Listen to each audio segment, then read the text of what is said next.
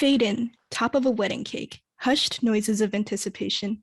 A laced arm comes into view, tightly gripping a knife. We hear cheers as she takes her first slice of cake, which fades slightly when the knife goes clean through the figurines of the bride and groom. Sorry. God, sorry. Accident. A few beats of awkward silence, during which we are treated to our first look at the bride, tiny ditzy Willow Myers, hovering anxiously next to her stone-faced 6'3" husband, Keith. Guests around them stare in dismay at the beheaded cake toppers. Cut to interior wedding venue later. Hiding in the corner of her own wedding, Willow, chatting earnestly to Cleo Sung, her shabby and perpetually irritated best friend.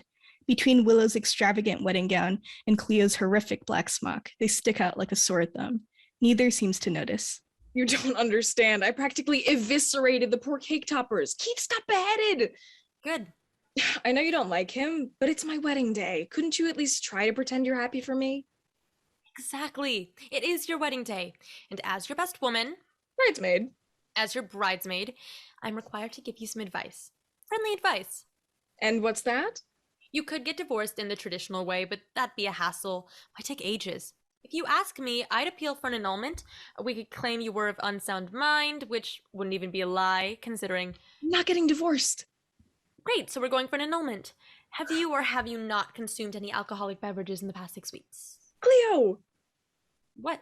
I'm not getting divorced. I'm not getting my marriage, which has lasted all of 3 hours, by the way, annulled. Hang on. You're not suggesting... What?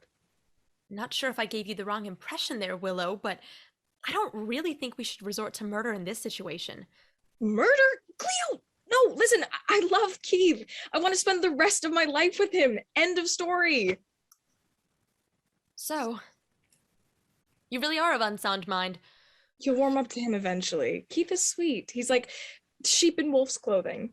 Cleo eyes Keith from across the room, who glowers hatefully at his piece of cake. She shakes her head. Yeah, he's a real teddy bear. Really, though, you know, I just want you to be happy, right? I know. And you're sure about this? I know it's already reception, but it's never too late. I'm sure. No one cares about me the way Keith does. A pause. For a moment, Cleo looks as though she's about to say something important, but... Good. In that case, let's grab some cake, shall we? Only benefit out of this hellish day. What have we said about you comparing my wedding to hell? Come on. I call dibs on the piece with Keith's severed head on it. As the pair leaves their corner, we hear the organ swell to a heart-soaring crescendo, the iconic tune of Wagner's Bridal Chorus, drowning out Willow's reply, drowning out everything.